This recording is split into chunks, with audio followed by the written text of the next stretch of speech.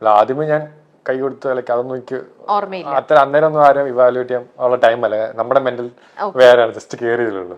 ഇപ്പൊ ഞാൻ കാണുമ്പോ ലൈക്ക് അവളുടെ ഒരു ഫോട്ടോ ഇങ്ങനെ നിൽക്കുന്ന ഒരു ഫോട്ടോ ഉണ്ട്. ഫോട്ടോ കാണുമ്പോഴത്തേനും ഭയങ്കര ബോൾഡ് അല്ലെങ്കിൽ ഭയങ്കര സ്ട്രോങ് തന്നെയാണ്. Bold in the sense like കുട്ടിത്വമൊന്നും ഇല്ലാത്ത ഭയങ്കര ബോൾഡായിട്ട് സംസാരിക്കുന്നു അങ്ങനെയൊക്കെ. ബട്ട് എന്റെ ഡിഫറെന്റ് ആണ്. ജോളിയായിട്ട് ഫണ്ണായിട്ട് സംസാരിക്കുന്ന ഒരാളാണ്.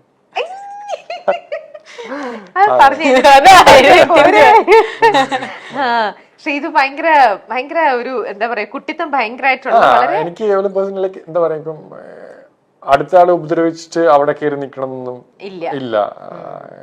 അതെനിക്ക് അറിയാം. അതിൽ ശ്രീതുവിൽ ഒട്ടും ഏറ്റവും നെഗറ്റീവായിട്ട് തോന്നുന്നത് എന്താ ആ ഒരു ക്യാരക്ടറില്? നെഗറ്റീവ് ആൻഷ്യസ് ആവും കുറെ പെട്ടെന്ന്. എങ്ങനെ എന്തെങ്കിലും ചെറിയ കാര്യങ്ങളുണ്ടെങ്കിലും ഒക്കെ അവൾ തന്നെ സോൾവ് ചെയ്യും. ബട്ട് ചില ആ ഒരു മൊമെന്റില് ടെൻഷൻ ആയിട്ട് അയ്യോ അങ്ങനെ ഇങ്ങനെ പറ്റുന്നില്ല. അങ്ങനെ എത്ര ദിവസം അങ്ങനെ ടൈമിന് പെട്ടെന്ന് ആവും, പിന്നെ അത് പോകും, അന്നേ പോകും. പിന്നെ ഞാൻ വെളിയിൽ കാണിക്കില്ല. വെളിയിൽ കാണിച്ചില്ലേലും മറ്റുള്ളവർക്ക് മനസ്സിലാവുന്നുണ്ടല്ലോ. ഇല്ല, അർജുനക്ക് മേ ബി മനസ്സിലായിട്ടോ, പക്ഷെ ഞാൻ കാണിക്കില്ല. ഓക്കെ, മാക്സിമം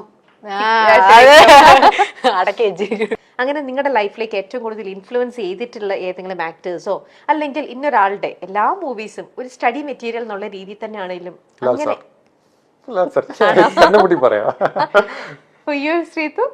എനിക്ക് ഓരോരുത്തരുടെ കിട്ടിയും ഒന്നൊന്ന് നമ്മൾ കത്തിക്കാന്ന് ഞാൻ വിചാരിക്കുന്നു. ഓരോരുത്തരും ഓരോ ഡിഫറെന്റ് ആയിട്ട് തന്നെ ഉണ്ടാവുമല്ലോ. സോ എനിക്ക് ലൈക്ക് ഓരോരുത്തർ മലയാളം മൂവീസും തമിഴ് മൂവീസും കാണാനും മോസ്റ്റ്ലി തമിഴാണ്. സൂര്യ സാർ വേണമെങ്കിൽ ഞാൻ പറയാം. ഓക്കെ, ഏറ്റവും കൂടുതൽ ഇഷ്ടം. വേറെ എന്തൊക്കെയാണ് നിങ്ങൾ നല്ലൊരു സിനിമയിലേക്ക് അല്ലെങ്കിൽ നല്ലൊരു കഥാപാത്രം ചെയ്യാൻ വേണ്ടിട്ട് നിങ്ങൾ നിങ്ങളെ തന്നെ എന്തൊക്കെ ചെയ്തിട്ടാണ് ട്രെയിൻ ചെയ്തുകൊണ്ടിരിക്കുന്നത്? ഞാൻ ഈ പറയുന്നത് മാത്രം കഥാപാത്രത്തിലേക്ക് ആയിട്ടില്ല, ജസ്റ്റ് അല്ല എന്നാലും നിങ്ങൾ എയിം ചെയ്യുന്നത് അത് തന്നെയാണ്. ഞാൻ ഇപ്പോൾ ചെയ്തുകൊണ്ടിരിക്കുകയാണ് ഒരു മൂവി. അപ്പൊ അതെനിക്ക് ബിഗ് ബോസിൽ നിന്നാണ് വന്ന ഒരു മൂവിയാണ്, ജിത്തു സാറിന്റെ. പറയാൻ പറ്റുമോ? അത് ആസിഫ് അലി അപർണ അവരെല്ലാം ചെയ്യുന്ന ഒരു പടത്തില് ഷൂട്ടിംഗ് കഴിഞ്ഞോ? ഇല്ല, ഓൺഗോയിങ് ആണ്, നടന്നുകൊണ്ടിരിക്കുന്നത്. എനിക്ക് ബ്രേക്ക് ആണ്. അപ്പം അതിലെനിക്ക് ലേണിംഗ് ആണ്, ഫുൾ ലേണിംഗ് ആണ്. അത് അത്ര വലിയ ക്രൂവിന്റെ കൂടെ ചെയ്യുന്നു. ഇതിൽ നിന്ന് ചെയ്തോണ്ട് എനിക്ക് അവിടെ പോകുമ്പോൾ കുറച്ചൊക്കെ അറിയാൻ പറ്റി. അപ്പൊ എവരിഡേ ലേണിംഗ് പ്രോസസ്. അതിപ്പം ഇന്ന ആളൊന്നുമില്ല, ഓരോ ആൾക്കാരും കേൾക്കുന്നത്. പേഴ്സണലി ഞാൻ ലാൽ സാറിന്റെ ഞാൻ അഡ്മയർ ചെയ്യുന്നൊരു മനുഷ്യനാണ്. അപ്പം അങ്ങേര് പറയുന്ന നല്ല കാര്യം ഞാൻ ഫോളോ ചെയ്യാൻ നോക്കും. അല്ലെങ്കിൽ എനിക്കറിയില്ല, എനിക്ക് ഭയങ്കര ഇഷ്ടമാണ്. നമ്മുടെ ഒരു പ്രത്യേക ഒരു ഇതാണല്ലോ ലാലേട്ടൻ. എനിക്കറിയില്ല, ഇപ്പം ഞാൻ ഭയങ്കരമായിട്ട് മിസ് ചെയ്യുന്നുണ്ട്. എനിക്ക് ബിഗ് ബോസിനെ അട്രാക്ട് ചെയ്ത വീക്കെൻഡ് എപ്പിസോഡ് ലാസ്റ്റ് സാർ ഒന്ന് മിണ്ടാൻ പറ്റുന്നുണ്ട്. അതൊരു ഭയങ്കര മൊമെന്റ് ആണ്. One of the reason Lal sir തന്നെയാണ്. അപ്പം എനിക്കൊരു ഫാൻ ബോയ് അല്ലെങ്കിൽ നമുക്ക് അവിടെ പോയി ലാൽ സാർ സംസാരിക്കുക അല്ലെങ്കിൽ ശാസനം കേൾക്കുക അല്ലെങ്കിൽ തമാശ പറയുക, ചിരിക്കുക, അതൊക്കെ എത്ര പേർക്ക് കിട്ടും? അല്ലെങ്കിൽ അങ്ങനത്തെ ഒരു ഞാൻ കൂടെ വർക്ക് ചെയ്തപ്പോൾ എനിക്ക് അത്ര കിട്ടുമെന്ന് എനിക്കറിയില്ല.